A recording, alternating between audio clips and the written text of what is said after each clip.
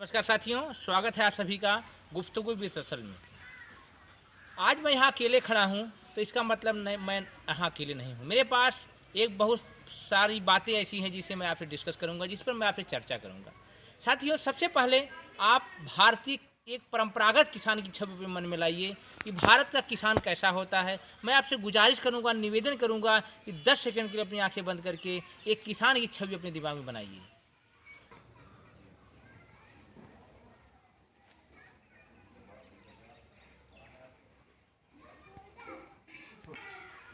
आइए मैं आपसे मुलाकात कराता हूँ इस बहराइच, जिसे कि पूरे देश में नीति आयोग द्वारा पिछड़े जनपदों की सूची में रखा गया है, वहाँ के एक प्रगतिशील और एक आदर्श किसान श्रवण कुमार जी का मैं स्वागत करता हूँ। सर आपका मैंने बताया जी सर। सर, एक किसान होने के नाते जी आपने इतनी सब चीज़ें अर्जित की हैं। जी, ये जी। लोगों के लिए ये एक सपने जैसी बात होती है कि किसान इस तरीके का भी भारत का हो सकता जी, है। जी, जी। तो मैं चाहूँगा कि आप अपना परिचय दें सर। जी, मैं श्रवण कुमार सिंह, साहब छत्रपाल सिंह, ग्राम कोहली, कैसरगंज, जनपद बहराइच का निवासी हूँ सर।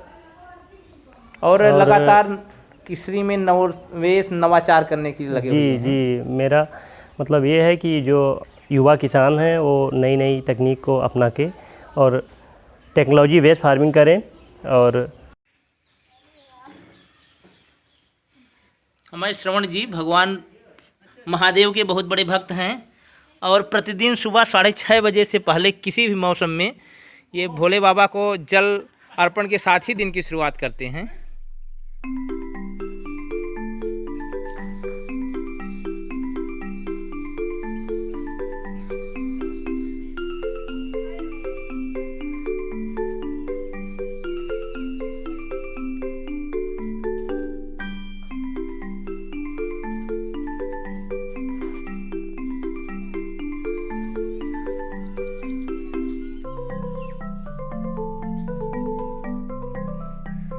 ये ग्राम पंचायत ग्राम सभा कोहली है, जहाँ पर एक प्रगतिशील किसान श्री श्रवण कुमार सिंह स्ट्रॉबेरी की खेती कर रहे हैं। और एक ऐसे क्षेत्र में, एक पिछड़े क्षेत्र में, जहाँ पर यह बहराइच गोंडा के पहले व्यक्ति हैं जिन्होंने इस प्रकार से व्यापारिक स्तर पर अपने किसानों की आय को लगातार बढ़ाने के लिए इस खेती से जुड़ने का एक अपना संकल्प स्थापित किया और साथ ही साथ जुड़ने का इनका प्रयास रहा, जिसको लगातार सरकार की तरफ से, समाज की तरफ से और आसपास के मीडिया कर्मियों की तरफ से प्रोत्साहन मिल रहा है। और यह एक विधा है जिसके माध्यम से किसान अपना जीवन, अपना स्तर और साथ ही साथ सम्मान बढ़ा सकते हैं। तो मिलिए आप लोग एक किसान श्रवण कुमार जी से।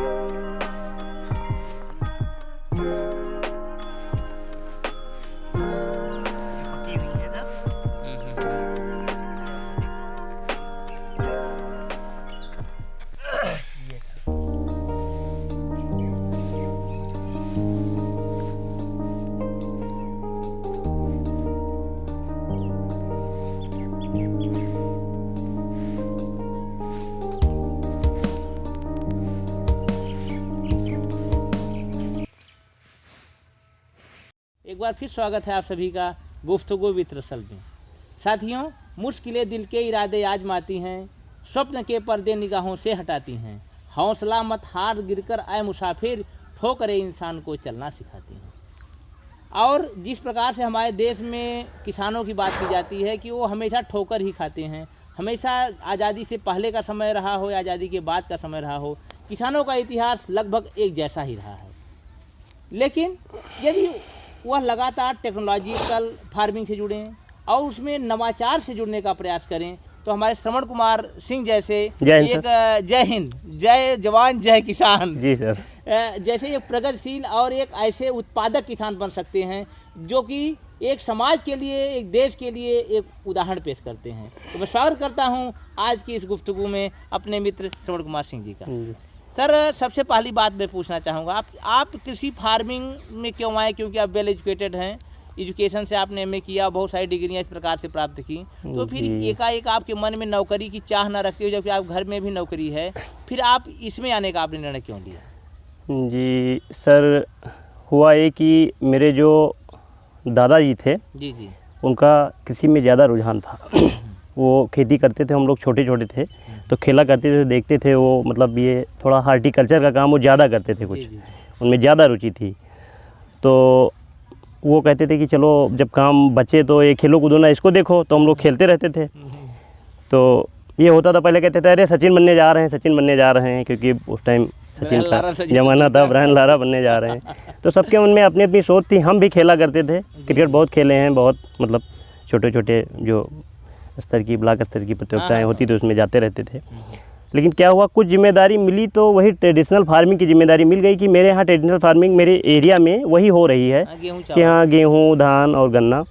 और हम कहीं जब आगे जाते थे तो बात जब कुछ मेरे मन में आता था कुछ अलग करें, हम कहीं कहीं देखते थे कि पॉली हाउस लगा हुआ है, उसमें फार्मिंग हो रही है, बेमौसम सब्जियां आ रही हैं, और उसके बारे में सोचे कहाँ से आ रही हैं, आ तो इसी मिट्टी से रही हैं। और हम लोग जब उसकी शॉपिंग करने जाते, ख़रीदने जाते, तो ये होता कि यार ये शिमला मिर्च है, इसी मिट्टी से रही हैं, जी इसी, जी हम भी जुड़े हुए हैं, मिट्टी हमारे पास है भी, और हम क्यों नहीं पैदा कर पा रहे हैं, क्या चीज़ें हैं, क्या कमियां हैं जो हम उस पर अमल नहीं कर रहे हैं, पैदा नहीं कर पा रहे हैं।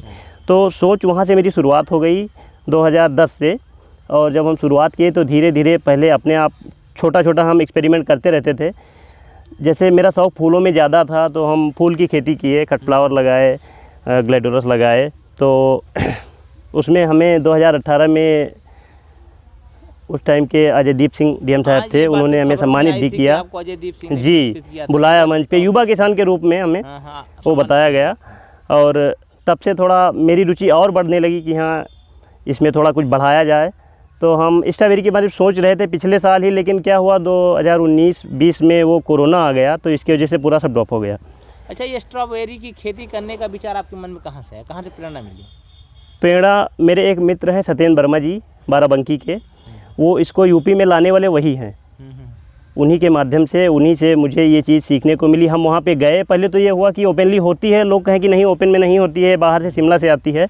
उन्होंने बताया नहीं मेरे यहाँ हुई है, उनका हम इंटरव्यू भी देखे, तो हम देखे तो हमें लगा कि ये मतलब झूठा है। फिर हम वहाँ जाके जब हम सामने अपने आंखों के आगे, मेन चीज़ हम अब जब अपने आंखों से देख लेते हैं कि हाँ ये चीज़ है, सच में उग रही है, उसके बाद उस पर अमल करते हैं। तो उसको हम देखे वहाँ से, फिर हम पुणे महाबलेश्वर से पौधा मंगवाए। मतलब आपने अपने बिहाफ पे, अपने बल पे? जी हम वहाँ से मंगवाए, और इसकी रोपाई अक्टूबर में 25 अक्टूबर को की है सर, 2020 जी 2020 में। और उस आपकी पहली फसल? जी पहली फसल है। बहराइच और गोंडा ज़िले के हम पहले किसान हैं, और जो रिस्पांस है, जो सब कुछ है आपके सामने है सर। और मैं किसानों से यही कहना चाहता हूँ, खासकर युवा किसानों से, कि लोग खेती को कमतर ना आके, और खेती को लोग ये समझ रहे हैं कि खेती मतलब ये किसान है, ये कुछ नहीं कर सकता है खेती में। आज अभी कर दो, क्या लड़का जॉब कर रहा है तो लोग कहेंगे कि हाँ कुछ कर रहा है, लेकिन अगर यही कह दो कि वो खेती कर रहा है तो कहेंगे कुछ नहीं कर रहा है। एक वो मेंटालिटी बैठ गई है कि कुछ नहीं कर रहा है, उसके माइंड में सिर्फ वही चीज़ है। खेती के काम में गिना नहीं जाता खेती को, जबकि पूरा देश, पूरा विश्व खेती से चल रहा है, अन्नदाता ही जीवन भरण कर रहा है सब कुछ, उसके बाद उसको गिना नहीं जा रहा है। आज वो सड़क पे स्ट्रगल कर रहा है, संघर्ष कर रहा है, उसकी नहीं सुनी जा रही है। तो मेन चीज़ ये चीज़ हम युवा से कहना चाहते हैं कि अपना कुछ भी उसके पास है। मेरी ये छोटी सी जो सोच थी, इसको मैंने दिखाया इसलिए कि अगर किसी के पास कम भी ज़मीन है, ये ना सोचे कि मेरे पास नहीं है 50 बीघे 100 बीघे, तो अपना 1 बीघे 2 बीघे जो भी कुछ है उसमें करना चाहे तो टेक्निकल फार्मिंग से, इजराइल के तौर पे बहुत सारी टेक्निकल फार्मिंग वहाँ पे होती हैं, हम वहाँ देते हैं। अब तो सिटी में भी कर सकते हैं, घर में हाइड्रोपोनिक फार्मिंग आ गई है, जलीय खेती, जो अगर किसी के पास ज़मीन नहीं है, घर ही है, तो घर पे भी कर सकता है वो। घर भर का जो किचन गार्डन जी किचन गार्डन अपने घर पे बना सकता है। और खेती को कम ना आके, पलायन ना करे, अपना घर छोड़ के, गांव छोड़ के ना जाए, यहीं पे अपना रोज़गार ढूंढे, क्योंकि इतनी पॉपुलेशन में गवर्नमेंट किस किस को रोज़गार देगी। कहने का मतलब ये है भाई साहब कि जी आज हम बाहर जाते हैं, हमारे आसपास के गांव गरीब के लोग जी वहाँ बेइज्जत होते हैं, छोटे छोटे दुर्बे नुमा घरों में रहते जी हैं। जी और क्या क्या उनको परिभाषाएं दी जाती हैं। जी उससे बेहतर है कि अपने घर में, अपने परिवार के बीच ला करके आप कोशिश करिए। जी और मेरा मतलब ये है कि जैसे हमारा बहराइच, श्रावस्ती, गोंडा ये पिछड़े में गिना जा रहा है। लोग क्या होता है कि यूपी अगर कहीं बाहर जाते हैं, लोग पंजाब क्यों जाते हैं, गुजरात क्यों जाते हैं, महाराष्ट्र क्यों जाते हैं काम करने, वहाँ पर टेक्निकल फार्मिंग हो रही है। टेक्निकल फार्मिंग हो रही है, उनकी आय दोगुनी है। वो अपनी आय से, भाई जिसकी आय होगी इसलिए वो क्या करेगा, वो ज़्यादा मजदूरी देगा, वो निवेश कर सकेगा, ज़्यादा मजदूरी देगा। ज़्यादा मजदूरी के चक्कर में यहाँ से लोग पलायन कर रहे हैं, यहाँ लोग टेक्निकल फार्मिंग की तरफ नहीं जा रहे हैं। और जब टेक्निकल फार्मिंग की तरफ नहीं जा रहे हैं तो मजदूरी कहाँ से देंगे, भाई किसान मजदूरी कहाँ से देगा, 400 रुपये 500 रुपये मजदूरी नहीं दे पाएगा ना, तो इसलिए मजदूर वहाँ जा रहे हैं। मेरा मतलब ये है कि यहाँ पे टेक्निकल फार्मिंग को बढ़ावा दिया जाए और उसी टेक्निकल फार्मिंग के जरिए हमारे मजदूर बाहर न जाके यहीं पे काम करें। झारखंड अलग हो गया, छत्तीसगढ़ अलग हो गया, वो आज सबसे आगे जा रहा है। आने वाले 5 साल के बाद वही छत्तीसगढ़ झारखंड चंडीगढ़ को पीछे कर, हरियाणा को पीछे करेगा। नहीं, वहाँ पोटेंशियल, हाँ पोटेंशियल फार्मिंग। बिहार देखो कितना पिछड़ा था, बिहार में टेक्निकल फार्मिंग हो रही है, नई नई चीज़ें। अभी तो सबसे पहले स्ट्रॉबेरी वहाँ से जब हिमाचल और पुणे से आई, जब नैनीताल से, तो बिहार में आई। अरे बिहार, फिर मुजफ्फर, देखिए जी, लीची में पूरे देश में जी वहाँ पे आई। अभी ड्रैगन फ्रूट की फार्मिंग वहाँ हो रही है। नई नई चीज़ें जो नए युवा हैं वहाँ के लॉन्च कर रहे हैं, ट्रायल ले रहे हैं। उसके बाद हॉप फ्रूट्स की खेती एक युवा किसान औरंगाबाद में अभी। कहने का मतलब मेरा सर ये है कि जो हम स्टार्टअप की बात करते हैं जी, वो आप खेती में भी स्टार्टअप कर सकते हैं। जी, खेती जो लगाए, कोई धंधा लगाए। नहीं, खेती से कर सकते हैं, उसके माध्यम से बहुत चीज़ है। और इस खेती से हम एक दूसरे को रोजगार भी दे सकते हैं। जैसे खेती हम कर रहे हैं, तो आपसे मैं पूछना चाहता हूँ, जी, आपकी वजह से कितने लोगों को रोजगार मिला है? इस बहुत लोगों को, मेरे यहाँ कम से कम 7, 8, 10 लेबर तो रोज रहते हैं, जो परमानेंट रोज के दिन के हिसाब से है। और उसको अगर कैलकुलेट करिए 365 के हिसाब से, तो 5 के हिसाब से कर दीजिए तो 15 लगभग वही हो जाएंगे। जी, लेबर वही साल भर के हो जाएंगे। इतनी हम मजदूरी देते हैं, 1.5 लाख रुपये 2 लाख रुपये हम मजदूरी देते हैं। अच्छा सर, थोड़ा सा पैसे की आपने बात किया, तो खाता वही भी मेंटेन करते हैं। जी। इसको लागत कितना आपको आई वहाँ से मंगाने से लेकर? सर इसमें हमारा प्लांट आ गया 16,500 का, और सर ऊपर उसके बाद 10,000 रुपये पूरी चार्ज। जी, वही 24,000 रुपये मेरी लागत आ गई। ये लगभग समझ लीजिए वही 2200 स्क्वायर फीट में होगा सर। इसमें हम 15,000 से ऊपर की स्ट्रॉबेरी सेल कर चुके हैं, और अभी मेरा 1.5 महीने बाकी है सर। अभी स्टार्टअप ये जो नवंबर का हुआ, अभी ये मेन टाइम अब इसका आया है। अभी ये मान के चलिए सेलिंग और पूरा लागत लेके हो जाएगी 60,000 की। जी, तब भी हमारा लगभग वही 30-35 हज़ार रुपये बच रहा है। तब आप अपना 30-35 हज़ार रुपये इतने छोटे से खेत में, जी, जो कि मैंने अभी कुछ 2200 स्क्वायर फीट। जी, 2200 स्क्वायर फीट। जी, 60,000 रुपये निवेश करेंगे, 30-35 हज़ार रुपये बचा लेंगे। जी। इसके अतिरिक्त और कौन से आपने प्रयास किए हैं खेती में, जिससे कि आप अपनी आय को बढ़ा सकें और दूसरों को संदेश दे सकें? खेती के लिए सर इसके अलावा हम सब्जियों की खेती कर रहे हैं, उसमें भी हम अपना नए तरीके से करना चाह रहे हैं। अभी उद्यान अधिकारी महोदय आए थे, उनसे बातचीत हुई है। ड्रिप इरिगेशन और वो क्या कहते हैं, स्प्रिंकलर, पॉली हाउस के बारे में बात चल रही है, तो उसको हम थोड़ा नए विस्तार से करना चाह रहे हैं, उसको बढ़ाना चाह रहे हैं। मतलब कहने का एक लाइन में मैं बताऊं कि ये वर्णमाला का भी का है जी, अभी यहाँ तक जाना है। जी, अभी ये स्टार्टिंग हुई है। तो और खासकर मेरा यही संदेश है युवाओं के लिए कि वो पलायन ना करें। और तो आपसे फोन पे भी बात हुई थी, इस बात को आप लेकर मेरा यही उद्देश्य है कि लोग अपने गाँव को छोड़कर न जाएं। अगर किसी चीज़ में वो करने में सक्षम है, तो अपने आप को ये ना समझे कि हम कुछ नहीं कर पाए हैं, तो उसके लिए ये ऑप्शन है कि अच्छे तरीके से इसको किया जा सकता है। बस एक बात मैं जानना चाहूँगा कि ये जो आपने ये पॉलिथीन लगा के रखी हुई है, ये जी, देखिए, मैं चाहूँगा कैमरामैन से कि इसको थोड़ा सा दिखाएं। जी, इसके बारे में बताइए, इसकी उपयोगिता, इसका क्या, क्यों आपने? सर ये क्रॉप गार्ड है। सर ये इंसेक्ट को कंट्रोल करता है, और जो हम कीटनाशक डालते हैं, तो कीटनाशक वही जहर ही होता है जो सीधे फसल पे जाता है, फसल से फलों में जाता है, और उसको हम खाते हैं। तो ये क्रॉप गार्ड है, ये जो जितने भी इंसेक्ट होते हैं उनको अपनी तरफ अट्रैक्ट करता है। नीले पीले हैं, ये सब लगे हुए हैं, तो अपनी तरफ अट्रैक्ट करके खींच लेता है। वो मतलब नुकसान नहीं होने देता है फूलों का, फलों का, और हमारा जो जहर इस पर हम छिड़कते हैं उसका बचाव करता है। कितना साइंटिफिक तरीका है ये। इससे क्या होगा कि जो आप डायरेक्ट जो प्लांट पर जी, कम लागत में बहुत ज़्यादा मुनाफा है। और इसमें आपने कोई ये इंसेक्टिसाइड भी यूज नहीं किया? कुछ नहीं, इसमें सिर्फ गम लगा हुआ है सर, और ये पन्नी है, पॉलीथीन है। और इसको चेंज करना पड़ता है कितने टाइम पे? बस अब ये चल जाएगा। इसके बाद जैसे इस पर ज़्यादा इंसेक्ट लग गए हैं, तो इसके बाद इसको किसी उससे तारपीन ऑयल से किससे धुल दें, उसके बाद फिर लगा के गम लगा दें, हमेशा ये सालों साल चलेगा। तो ये देखिए कितना बढ़िया तरीका है। मेरे दर्शकों से मैं बताना चाहूँगा कि ये तरीके हैं कि आप जो जहर अपनी फसलों पर डालते हैं, और वह जहर जो हमारे लाइफ साइकिल में प्रवेश करता है, तो कैंसर से लेकर के अनगिनत बीमारियां का वो एक तरीके कारक होता है, वेक्टर होता है। जी, उससे आप बच सकते हैं, और इस प्रकार से आप इन इंसेक्टिसाइड से बच करके अपनी फसलों को भी सुरक्षित और उनकी उत्पादन भी बढ़ा सकते हैं। लागत कम हो सकती है, क्योंकि ये सस्ता है। जी जी लेकिन जब बहुत आप यहाँ पर इंसेक्टिसाइड का यूज करेंगे जी। तो आपका वर्क पावर बढ़ेगा, जी, मैन जी। पावर बढ़ेगा, लोगों का यूज करना होगा, जी, साथ ही जी। साथ आपका जो मार्केट से खरीद करके लाएंगे उसमें भी लगेगा। जी, तो इन जी। सारी चीजों की 100 मर्जों की एक दवा जी एक दवा क्या है ना है सर? जी, कंट्रोल करती अच्छा है। सर ये बताइए, आप अभी मैं रास्ते से आ रहा था तो आपने वो अपना वो दिखाया था कि भिंडी हाईटेक भिंडी वाला है। फार्मिंग जी। तो उसके बारे में थोड़ा सा बताएं। जी वो हम उसको वही 2.5 बीघे में, आधे एकड़ में हाईटेक तरीके से हम भिंडी लगाए हैं। उसकी हम बुआई किए थे 10 जनवरी को सर। उसको हम वो बीज हम पुणे से मंगवाए हैं। तो वो क्या है कि जो मॉल में बिकती है भिंडी, जो छोटी छोटी आती है वो भिंडी है। क्या हुआ, अभी किसान जो भिंडी बोए हैं जनवरी में, उनकी भिंडी उगी ही नहीं है और उसमें 3-3 पत्तियाँ आ गई हैं और वो बहुत अच्छे तरीके की भिंडी है और उसकी मार्केट में वैल्यू बहुत ज़्यादा है। तो ये कम, उसमें लागत भी कुछ नहीं है, ज़्यादा से ज़्यादा अपना वही 500 का 1000 रुपये का बीज लग जाता है और मल्चिंग बिछा दो। और जब सबसे महंगा रेट होगा जी जी तब वो आके वही मार्च में तैयार हो जाएगी सर।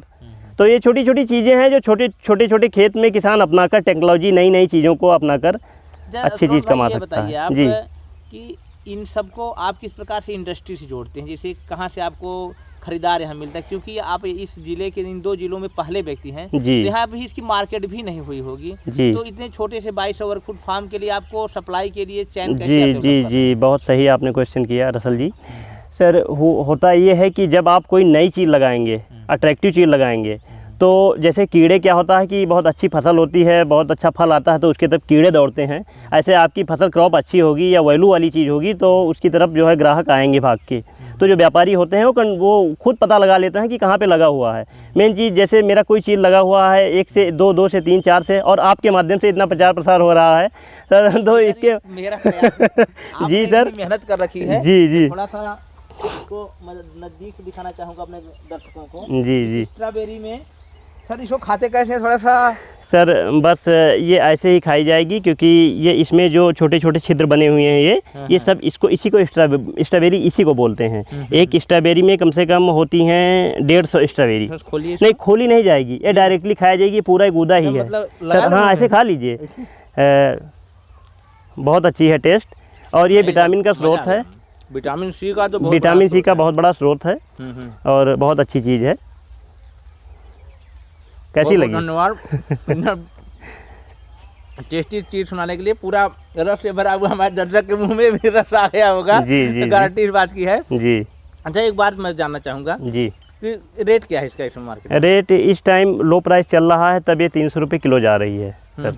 और स्टार्टिंग में जब नवंबर में हम अक्टूबर में लगाए थे तो इसकी स्टार्टिंग हुई थी 900 रुपये से, 900 रुपये पर केजी से। तो इस बार आप इस बात का ध्यान रखिएगा, जब रेट हाई होगा जी जी, उसी समय आगे फिर भी अगर किसान इस चीज़ से ना डरें कि 200 रुपये में बिक रही है तो उसका घाटा है, कोई घाटा नहीं है। अगर ये 100 रुपये तक बिकती है तो आपका कोई घाटा नहीं है, तब भी आपका घाटा नहीं है। हर चीज़ से आप फायदे में रहेंगे। और परंपरागत खेती के बारे में आपका क्या सुझाव होगा?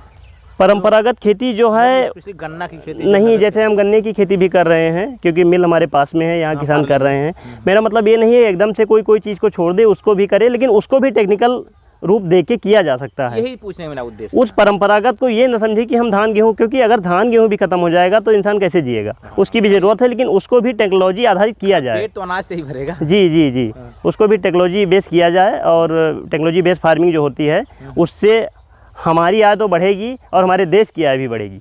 तो आप अपने देश के किसानों को, जहाँ पर एक आंदोलन चल रहा है, उत्तर प्रदेश, पश्चिमी उत्तर प्रदेश, विशेष रूप से पंजाब हरियाणा किसान दिल्ली को चारों तरफ से घेरे हुए हैं, जी जी जी, तो उन्हें आप क्या संदेश देना चाहेंगे कि किस प्रकार से वो वहाँ न रह कर अगर यहाँ रहे तो इससे बेहतर काम कर सकते हैं? सर, हम किसानों को यही संदेश देंगे कि बहकावे में ना आकर वो जो सरकार जो लाई है विधेयक, वो किसानों के लिए बहुत सही है, और फालतू में टाइम अपना वेस्ट करके सड़क पे जो उपद्रव कर रहे हैं वो अच्छा नहीं कर रहे हैं। वो अपना काम देखें, और जितना वहाँ लॉस कर रहे हैं अपनी खेती बाड़ी में देखें। और ये महंगाई आती है या मतलब वो आता है तो उतार चढ़ाव जो है ये चलता रहता है। ये इसको कोई कंट्रोल नहीं करता। ये तो सर्दी और गर्मी का मौसम है, उसी हिसाब से महंगाई आएगी और जाएगी भी। इससे न घबराएं और मेहनत करें। मतलब अपने हकूक की लड़ाई लड़िए, लेकिन आपको ये भी पता होना चाहिए कहाँ हमारा हक है, कहाँ हम गलत कर रहे हैं, क्योंकि उसके सबसे पहले नेशन है, राष्ट्र है अपना, उसको देखिए। कुछ चीज़ें हुई जो बहुत शर्मनाक हुई कि अपने ही देश में लाल किला पे जाके झंडा फहराया गया, वो बहुत गलत हो। मैं किसानों को यही संदेश देना चाहता हूँ, इसका विरोध करें, ये बहुत गलत हो रहा है। हाँ, ये तो गलत हो ही रहा है, ये गलत चीज़ हुआ है। क्रिटिसाइज कर रहे हैं जो जी, विश्व आप स्तर पे, उपद्रव कर जो सकते, वैश्विक स्तर पे भारत की एक छवि बनाई जा रही है, जी, डिफेम जी, की जा जी, रही है जी। कि यहाँ पर इस जी। तरीके के प्रोटेस्ट हो रहे हैं। जी। अभी तो 30 सेकंड का 40 करोड़ का एक विज्ञापन जारी किया था यूएसए में, वहाँ पर एक फुटबॉल लीग चलती है, उसमें दिखाया गया था। जी, जी। तो ये पैसे कहाँ से आते हैं, इस पर लोग नहीं सोचते हैं, लोगों को समझना चाहिए। और साथ ही साथ यदि उसमें कोई कमियां हो, कोई दिक्कत हो, कोई समस्या, तो आप सरकार से बात करके उसको दूर करिए। उसको सरकार से बात करके बैठ के सुलझा के दूर किया जा सकता है, ना कि उसका ऐसे विरोध करें कि राष्ट्र की कोई संपत्ति को हम क्षति पहुंचाएं।